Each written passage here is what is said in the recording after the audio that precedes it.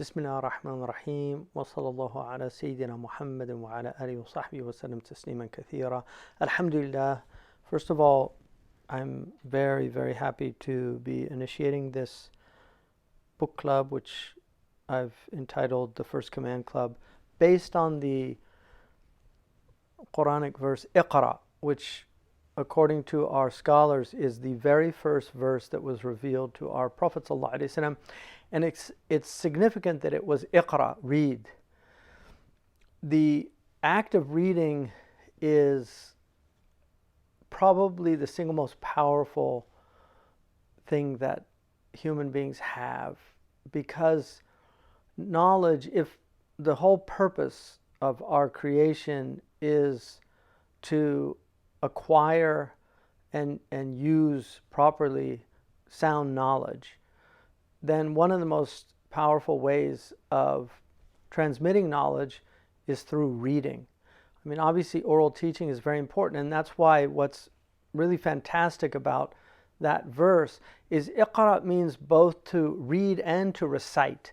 So it has the oral and the literal aspect to it. So our Prophet ﷺ, initially when he was told to recite Iqra, he actually said, Ma ana biqari, I don't read, because he was interpreting it one way.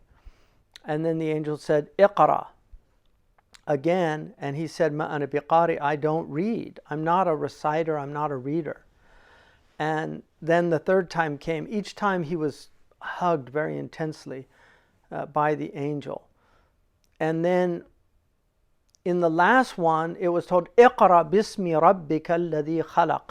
Read in the name of your Lord who created. And then basically that's the message, was to read in the name of your Lord. And so reading is basically looking at signs and symbols and decoding them. And so there's two types of reading. There's reading the signs in the self and on the horizon, and then there's reading the symbols that human beings have used to transmit knowledge. So there's a reading, what's called the Kitab at-Tadwini and Kitab at-Takwini. These are the two books, the book of revelation that's been revealed, and then the book of nature. Allah subhanahu wa ta'ala has created this extraordinary theophany of divine manifestations where he is revealing his attributes through his creation. And so reading is an extraordinary thing, and it's really important that you, as human beings, that we actually not only acquire the ability to read, and this is why the Prophet ﷺ encouraged literacy. The reason that he remained in a state of orality was because his great miracle is a book that is the foundation of literate Arabian civilization, and then Islamic civilization once the Arabs acquired it and transmitted it to others. So it's really important to understand that the Prophet ﷺ was somebody who brought a book, and it is a miracle that somebody who is not a person of literacy actually brings a book. I mean, that is extraordinary. And then not only is the book a book, it is the book. In other words, it contains the previous dispensations. It's a summary of all the previous dispensations that came to all the different peoples. In it is news of the first people. It has news of the last people. It has the highest moral ideals. It gives us the most extraordinary stories. It also is the first, because it's the first book in Arabic, from it comes all of the sciences that the Arabs will develop. Grammar and rhetoric and logic all come out of the Quran.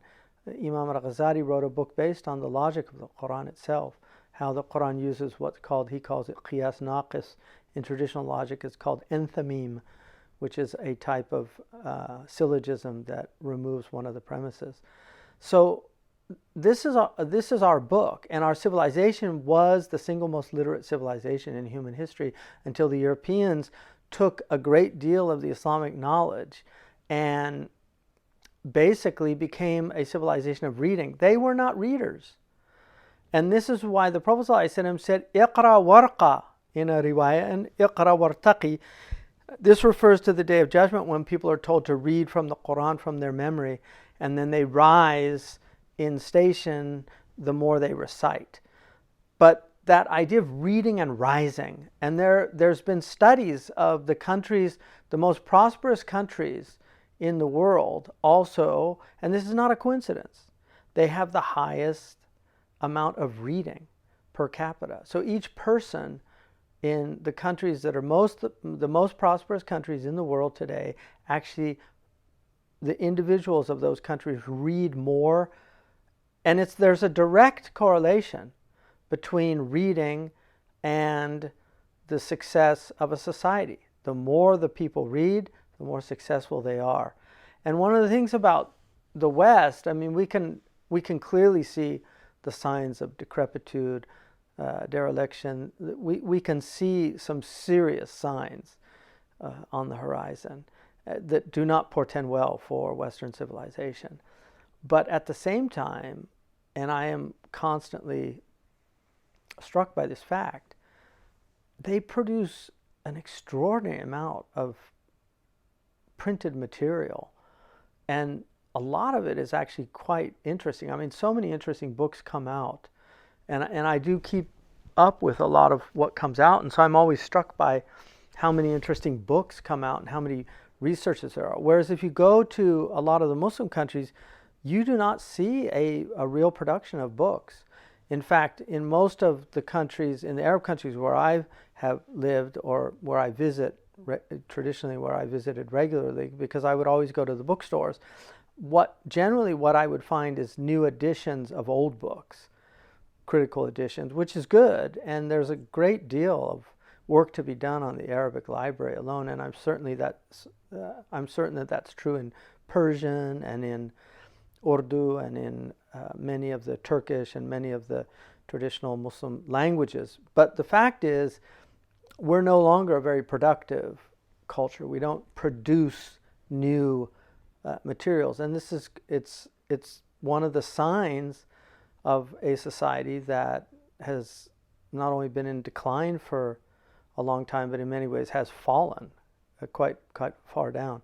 So it's really important that we restore the practice of reading on a regular basis. And so that's one of the reasons why I wanted to start a book club. And the idea was basically, I have been reading all my life. I began reading very early. My family is a family of readers. My parents both were prodigious readers. My father read constantly. I never remember any time in my life where my father didn't have a book in his hand or a book with him, or he was reading a book. Most of my conversations with my father were about books that we had read. And I actually, in my early period, each one of us in the house that I grew up in spent some time, we would trade bedrooms on a regular basis, but everybody spent time in the library as a bedroom. So my father actually built a library in the house that I grew up in, and it was filled with books. There were so many books in that library. And so I spent a lot of time reading as a child, and I loved reading. It took you into worlds that were unavailable to you otherwise.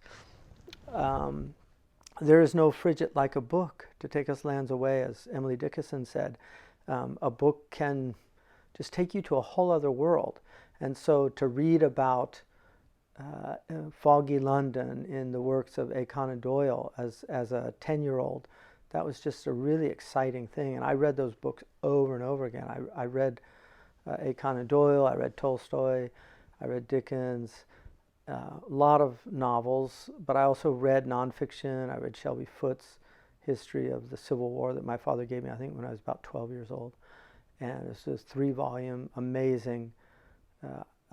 So history fascinated me, many different things. So I have been reading all my life. I'm now in my 7th decade, and I feel like I have a certain level of mastery in reading. I don't want to make any claims, but I do feel that I'm a proficient reader, and I've always abridged important books that I read, and very often have the abridgments typed up so that I could reread the abridged version if I'm interested in retaining the information. One of the things I learned from my father, he wrote me a letter once, and he mentioned something about, it was something about virtue, and he said, this is an insight that I gleaned from St. Thomas Aquinas, his section on virtue, a book that I've read 3 times but I've never studied. And I think that's really telling, and that's somebody also that understands the nature of just simply reading something and studying something. So there's a very big difference between reading. A lot of us think that we've read something and that we really understand it. But the fact is we haven't, we simply read it. But to study something is really to come to know and understand the material and to actually retain that knowledge with you. And that's very different from simply reading. There are certain books that I've read countless times. And then I remember once I asked my father how many times he'd read Hamlet, and he said at least 100. And why I'm not recommending reading Hamlet 100 times, but my father was a scholar of Shakespeare and he loved Shakespeare. But that's just an example of really, really anything that is great that has been written is worth reading at least 3 times. That's a bare minimum. And I think that's very true. So many books, there's 2 ways I think of reading. There's people who love reading. I'm talking about people that love reading. There's wide readers, so there are people that read lots and lots of things. And then there are deep readers. And those are people that really select a group of books that are extremely important to them and to the world usually, and they reread them over and over again. So I tend to be more the wide reader. My father was more the deep reader. At this age that I'm at now, I think that his way is actually, I think, a far more, it's a richer way of reading, to read deeply into really important works, because there's a lot of time wasted in books. I had a Mauritanian teacher who once told me, he said the difference between the ancients and the moderns in terms of books is, he said, the ancients wrote a statement that could be commented on in a book, and he said the moderns write a book that could be summed up in a statement. And I think there's a great deal of truth to that. But one of the things about reading a really, really good book, and I know this from underlining, is that a really good book, I start underlining the whole page. And that's when I really stop underlining in books like that, because I just find really good authors, everything they say is interesting. And there's very, very little that can really be excised from the book without affecting the overall impact and power of the book, because it's all important. And many of our great writers, in fact, arguably all of our truly great writers, that's how they wrote. And when you get into the Arabic tradition, it's a very, very rich tradition and just has untold treasures. And many have yet to be discovered. And I make no exaggeration about that. There are many books that have yet to be discovered. Very few people read through the great tomes that have been left behind. Very few people have really read all of Fakhruddin al-Razi's tafsir or the Imam Tabari's tafsir. I know a Mauritanian, one of my teachers, who lived for a period, I think of about 15 years, where he was in complete isolation, and he read through all of the books. He read the entire commentary of Sahih Muslim by Imam Nawawi. He read through several tafsirs. And the things he gleaned from those books, because we have treasures in these books. So for many of you are only read in English, so we're going to be reading obviously in English. But I want to remind you that English is an extraordinary language. It's an amazingly rich language. It's a beautiful language. It has great literature, it has great poetry, it has great science, it has many, many treasures. And so I'm hoping to read some really important books. I'm hoping I won't choose any book that I don't feel is important because I don't want to waste my time or your time. But what I would like to do is follow a methodology that C.S. Lewis put forward that I think is a really useful one, and that is that never to read a current book without following it up by a pre-modern book.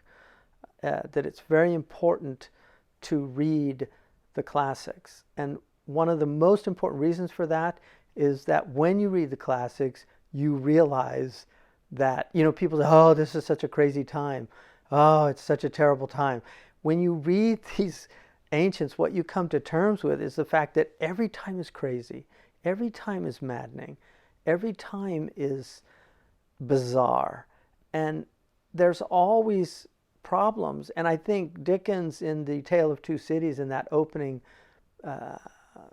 paragraph where he talks about it was the best of times, it was the worst of times, I think he was really talking about every time. Every age is like that. We were all going to heaven, we were all going to, and then he doesn't say the other place. But the point is that in reading these pre-modern peoples, we really begin to see these constant patterns, that moral problems are human problems. War is a human problem. It's a constant in human existence. Plagues are part of life on earth. I mean, there have been many, many plagues in human history, and this is just one. It's a very strange one, undeniably. Technology has added new dimensions to it, but ultimately these are the realities. So the first book that we're going to read is How to Read a Book. My father always thought it should have been entitled How to Read a Great Book. And I was once reading this book, and my son said, what a ridiculous title for a book.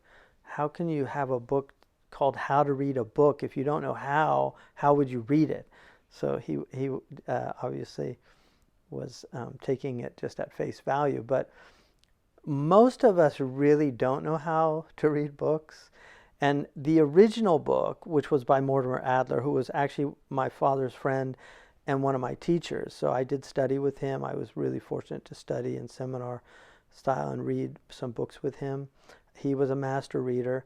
He gleaned this art of reading actually from medieval manuals on reading, which, believe it or not, came out of the Arabic tradition.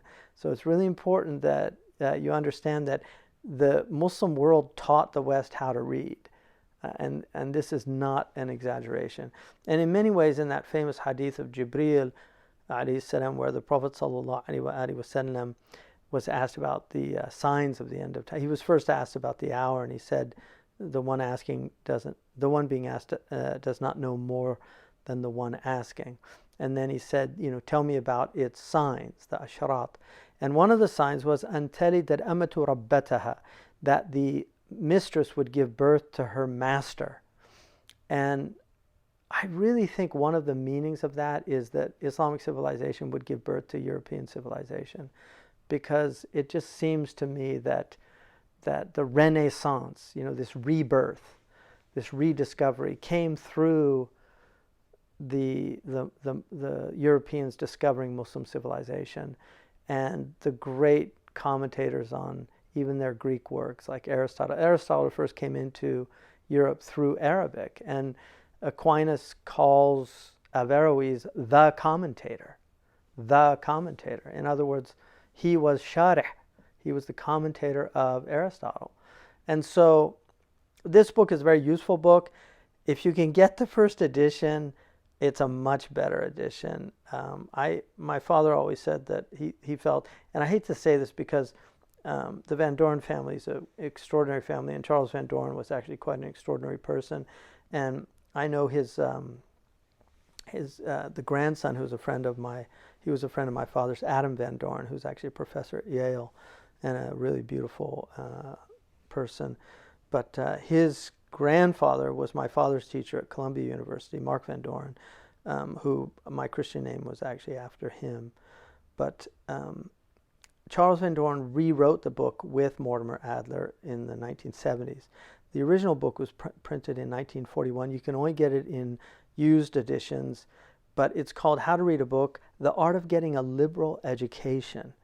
And it's sold out, and it's been in print ever since, but they redid it and called it How to Read a Book, The Classic Guide to Intelligent Reading. I had to read this as an undergraduate when I was in the university, but I would say I've read this book several times. I've abridged it, and I will put up, inshallah, an abridgment for people that are in this book club to just have a way of reviewing it over and over again, because it's really something that you want to really master these rules.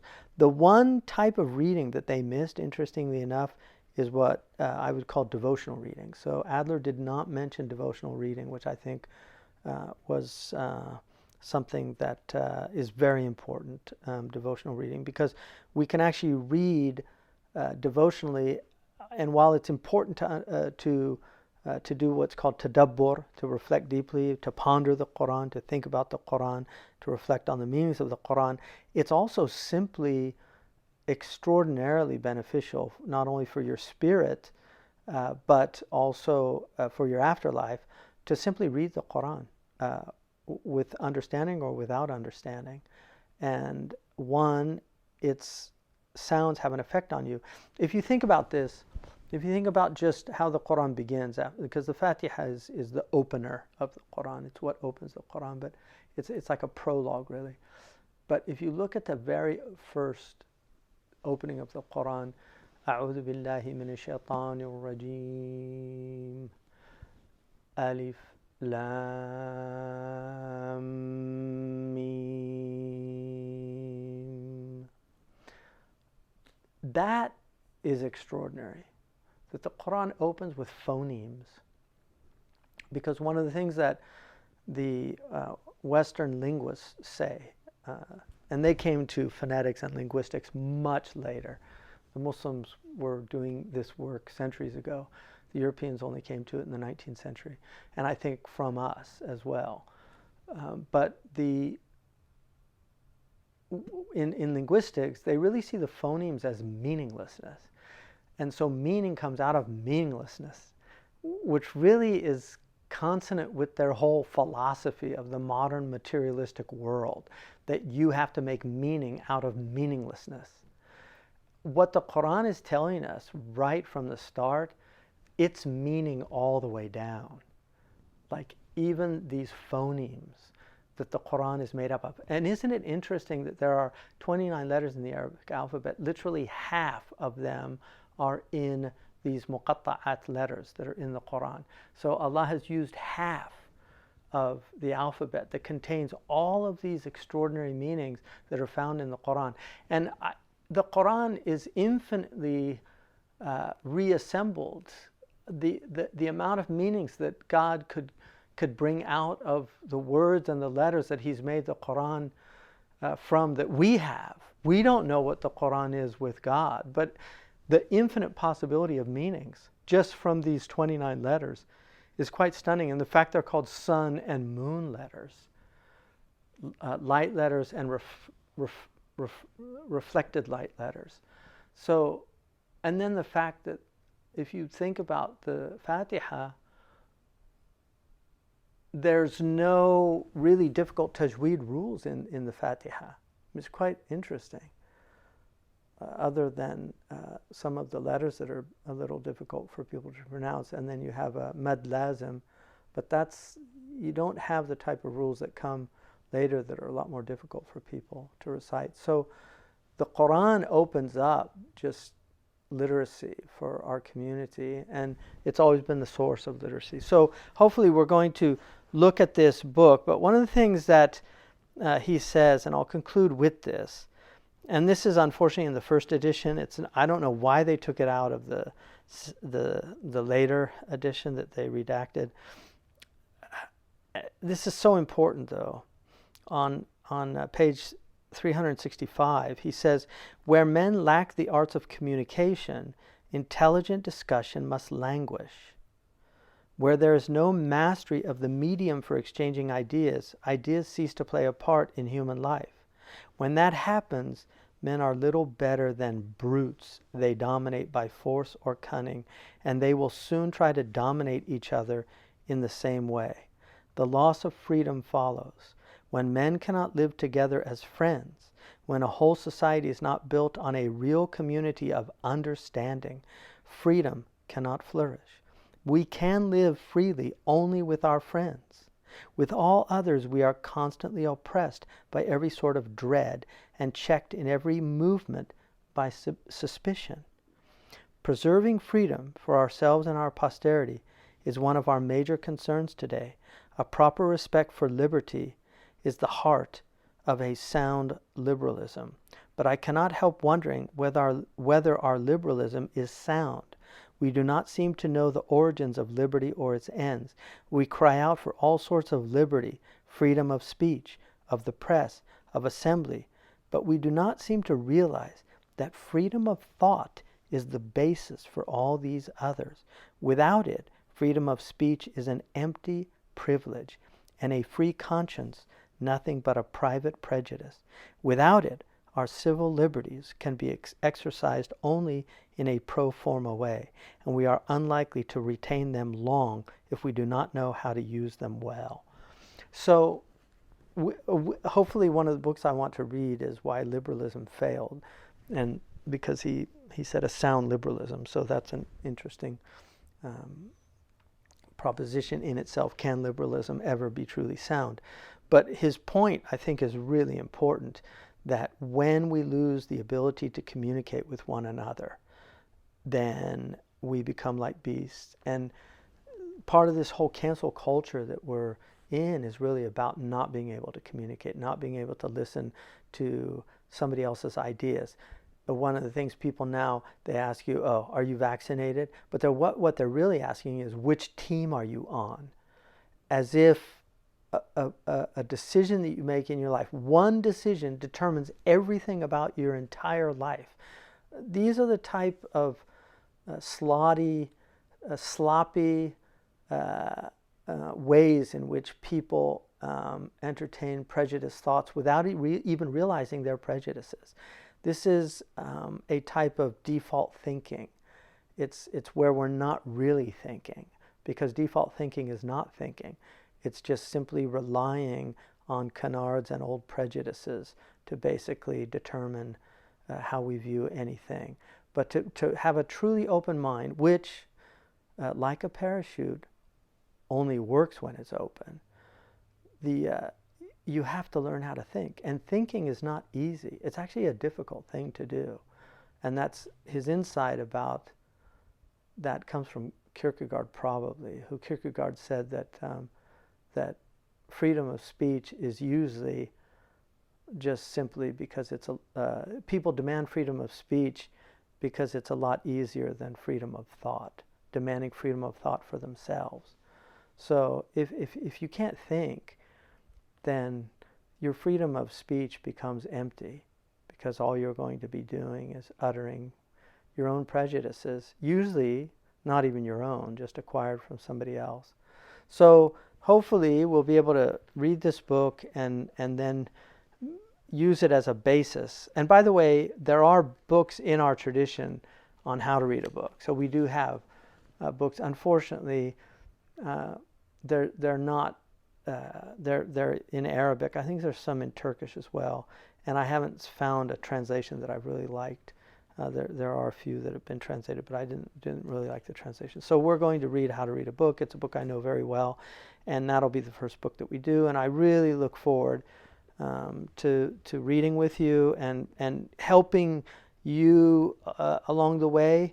I'm sure some of you are excellent readers already, but whatever I can do to help those of you who are still acquiring good habits in reading, hopefully I can give you some sound advice that's helped me, because I've learned a lot, partly from mistakes also, but more importantly from reading with really great scholars. So I've read many books from cover to cover with really truly great scholars, and really learned how to decipher and understand things at a deeper level. So I'm looking forward to this, and inshallah more on the way. So, barakallah fikum. Assalamu alaikum wa rahmatullahi wa barakatuh.